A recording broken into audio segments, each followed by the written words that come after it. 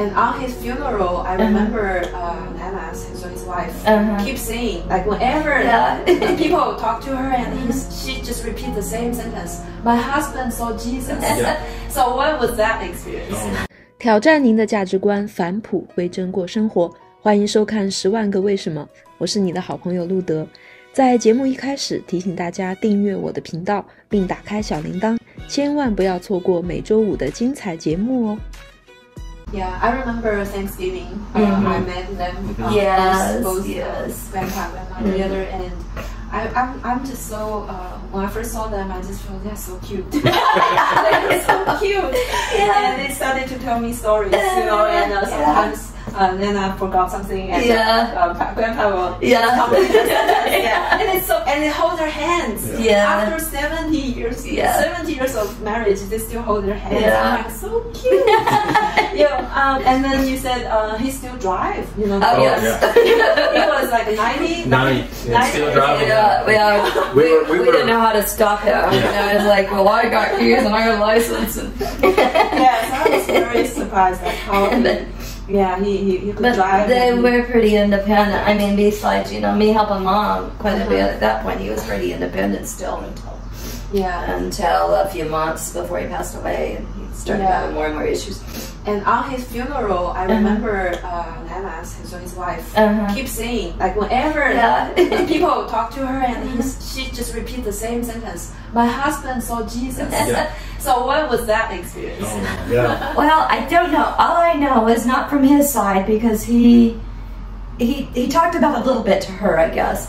But one of my sisters was in the room when he was experiencing things, and he was seeing people. And some of them were still alive, and some of them had passed away. So I don't know if, like, you know, there's kind of like a veil there, you know, if he was crossing back and forth from living to death or what. But through that, he saw, he saw people, he talked to people, made comments to them.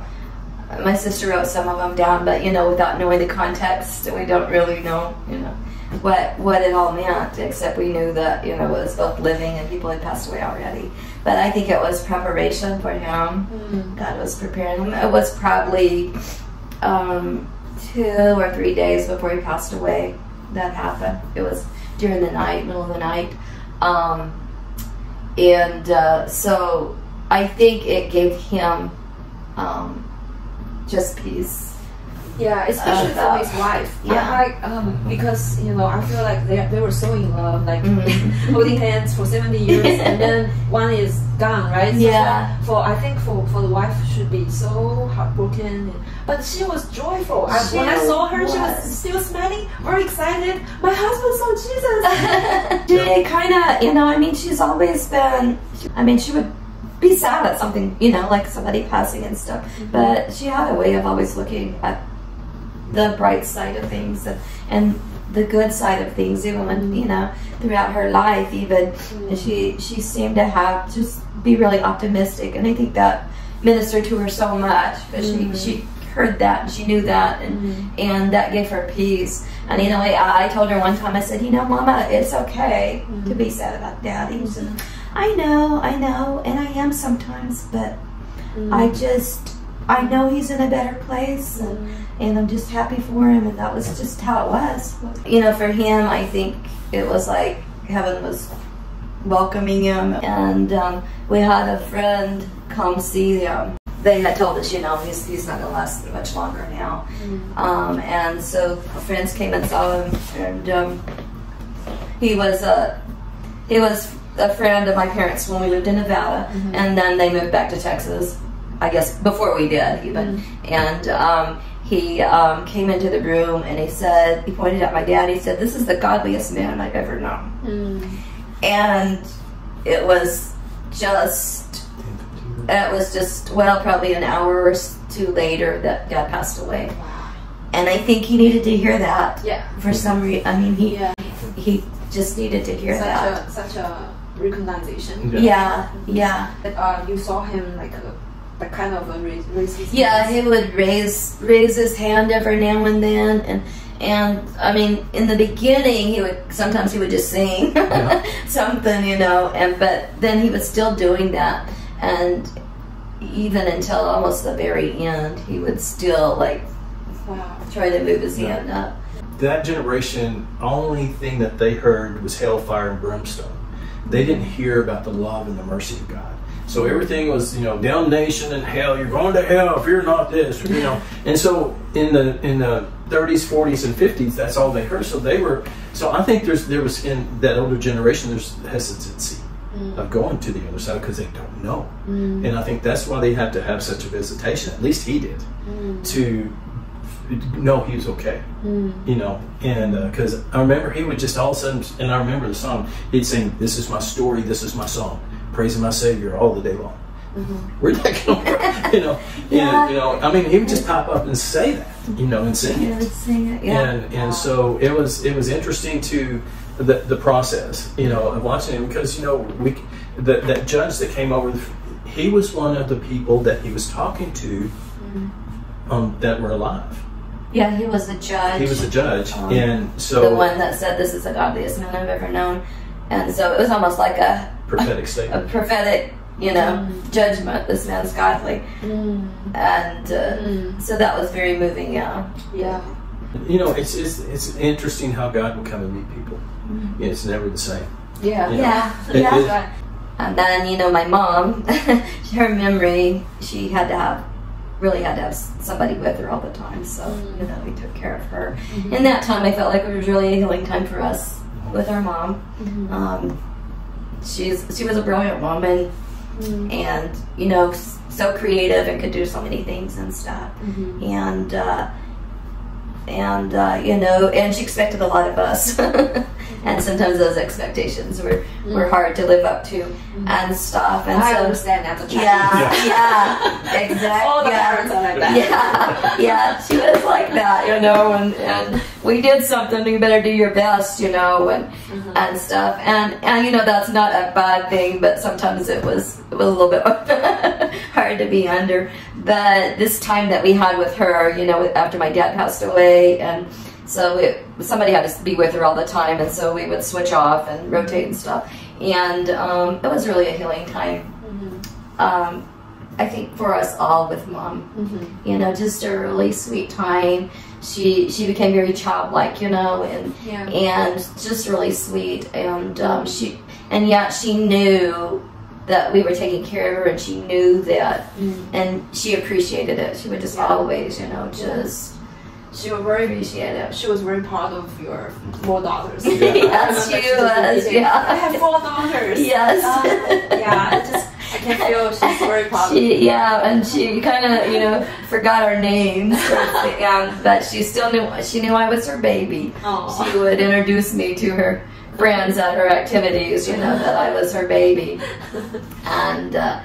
and stuff, and she pretty much knew who each one of us was. She might not remember the name and stuff. She remembered Mike's name. She did. She remembered my name.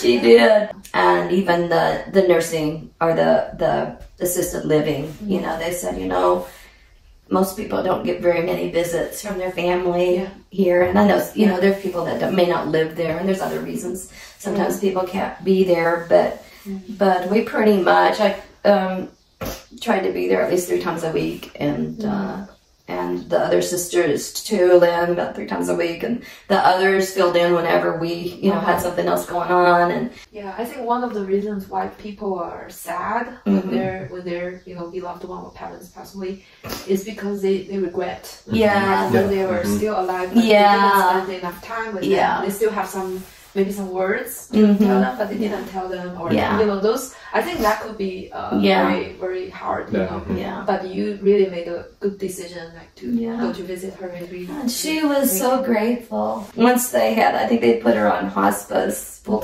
hospice, and you know, she only lasted a few days after that. But I went in one day, and I just felt the Spirit on me, and I said. Was in the chair beside her bed, and she was asleep, so I wasn't going to wake her up, and I just started praying, you know, just praying silently in the Spirit, and all of a sudden I opened my eyes, I heard a noise, and I opened my eyes, and she started sitting up right in my face. I thought you were a dog. all sitting there. It made me laugh, but I felt like at that point that was the release for her. That I was going, God, take her. She suffered enough. You know, she didn't have a lot of, she never really complained about pain until the last few days. And so, I mean, she had been pretty healthy considering everything for her not to be in pain and stuff. But I knew she was going into that suffering stage. And I said, Lord, I don't want her to suffer like this. Just a couple days later. Yeah. So it sounds like each one of them, you know, God will give you something, right? Yeah. Like different ways, but the same goal is to prepare your heart and to comfort your heart. Yeah. Wow. I heard the people sharing about them on the funeral. I really felt they are true lover of Jesus. They really contribute a lot for the church as well. Yeah, they served a lot. Yeah, they served both sets. Both and Mike's mom and dad too. They all served a lot. And so maybe that can explain how, you know, why God really showed them so many like supernatural signs. Yeah, because everybody in the whole family besides her dad was in full-time ministry at one time. Wow. And so it was kind of it was different. I don't think, and this is the part where I think he might have had some struggle, is that he didn't feel like he measured up, you know, I mean, not in the eyes of the church, of the family or the church, you know, because, you know, he worked everyday jobs, he did whatever he had to do, you know. But he built a church. But he volunteered, and he volunteered so much of his, you know, time and energy to do those things. Yeah, he's a carpenter and built a church for free. He used his skills to do those things, and no, he just taught people by his pen and paper and hammer and nails. The way with Jesus. Yeah. He didn't have to have a pulpit. Yeah. That's how I saw him. Yeah. He had, you know, and he worked construction jobs, you know, all over. And so rough people. And yet he had impact on, you know, there's several that we heard from when he passed away, and the impact that he had on them just by teaching them the skills he knew in carpentry. And it also affected their lives in other ways and spiritually, because they saw, you know, the patience, kindness, honesty. And then with the skills he gave them, made them very wealthy. I mean, they did. I mean, some of them prospered very, very well after he taught them and moved back to Texas. So. Yeah, I think that's exactly what we need to, you know, serve the Lord, because it's not about the stage. It's not about, especially our generation. You know, we serve different, like all different aspect of life. You know, we can be used by God. Ecclesia. Exactly. It's not the church building. It's like everywhere. Everywhere, having impact wherever you're at. Yeah. And I think that's kind of where we're at for us, you know. It's like, I felt like when our parents passed away, that I knew there would come a freedom, you know, to do whatever God has next for us. You know, there's still some, you know, some grief, there's still some things, but still, I knew that generation would have to be gone. For us to accomplish the things really, you know, for the next things God has for us anyway. Amen. So thank you so much for sharing. I just feel through this experience, and I had such a privilege and honor to be in this family, and, you know, to experience all those moments. And I have seen your faith and seen your knowledge about God, you know, about heaven, and I just feel so encouraged and also inspired. You know, I feel God is so faithful. You know, He is faithful. He said we don't have fear. You know, we don't have, and we really don't have fear towards the end. And even both of your parents have seen heaven, and, you know, they have peace. So that's really God's faithfulness, and so I just feel so encouraged by that. And I think at last, maybe you can share some of the advice for those people who are suffering. You know, maybe they are taking care of their parents. You know, maybe they don't know the Lord. You know, so they don't know how how to really accept the fact that their parents will be gone. So I don't know if you can give them some words of wisdom. Some words, yeah. Some Well, encouragement. and Janis had touched on it before. What she said to her mom, or about her mom, is that, you know, the word says to honor your father and mother, and sometimes that is the most difficult thing to do because they can be abusive, they can be hard, you know, hard-headed, they can be hard to get along with. Yeah. But I had to learn to just honor and love. And, you know, and not, you know, my mom was an intercessor, prayer warrior. Dad was, you know, a leader in their church. So, but, you know, there was things that, you know, I just got to the frustration point because I felt like that they needed to be at a different level than what they were at their church. And so... You have expectation for them. I did. And so, but anyway, I would just give Mom, I didn't tell her all the dreams and visions I had and what God had been speaking to me, but I would speak the encouraging things that she needed to hear. You know, as days went past, you know, with Dad not alive, and that's a whole different story and dynamic of, you know, why she's alive and he died and all that stuff, and because both of them got COVID at the same time. And so it's the part of positioning your heart. You know, I'm not going to say, you know, that sounds great when you're reading it, but actually doing it is tougher than you think. But the end result of honoring, you really do hear the Lord say, well done, good faithful servant. We had a really sweet time too with his mom. Well, it was Father's Day, but her birthday was the next day, and so we had her out to our house and fixed dinner for her, and it was just a really sweet time. And you know, we were just so happy we did that because it's the next day she went in the hospital. Yeah, I mean, it was like she was perfect. Her color looked great. She was walking good. She wasn't coughing, and it was like the switch got flipped on. And the next day she's in the hospital, and then in a day and a half she's in ICU, and then by Sunday night she passed. So it was less than 7 days. Yeah. Yeah. But it was, I mean, that sweet time of being with her the last hour and a half of her life. It's just us 3 kids, and Janis was in there with us. And, you know, just kind of she was just talking to us, and she got to call her friends and say bye to them. Yeah, which was, I'd never thought about that, you know, and how that affected the other side. Yeah, I heard that on the funeral. I was so touched. Like, wow, she called her friends and said bye first. Yeah. So she cares so much about their feeling too, right? She doesn't want to leave any regret or anything. Yeah.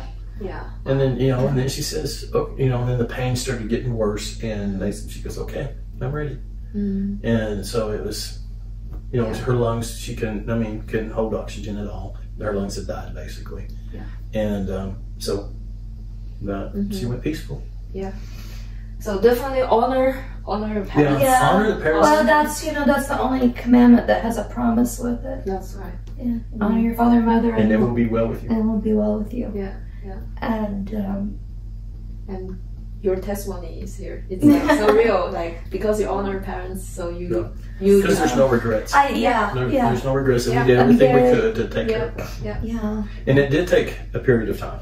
I mean, 2.5 years for Mom. And then after Dad had died, and then, you know, with Nana, it was another year, and almost a year and a half after Papa had died. So, but I mean, it does take you, and you have to be there 24/7. And you don't get to do anything else. You know, you have to take care of them. There's times when you can go and see the kids. Take care of a baby. It is. It is. It's like a circle, right? You're back to the beginning, but it's just reversed. I feel like Mom, became my child. You know, in that time. And that's the thing, you know, once you lower, you know, you put that flower on their casket, that's the last thing you do. That's it.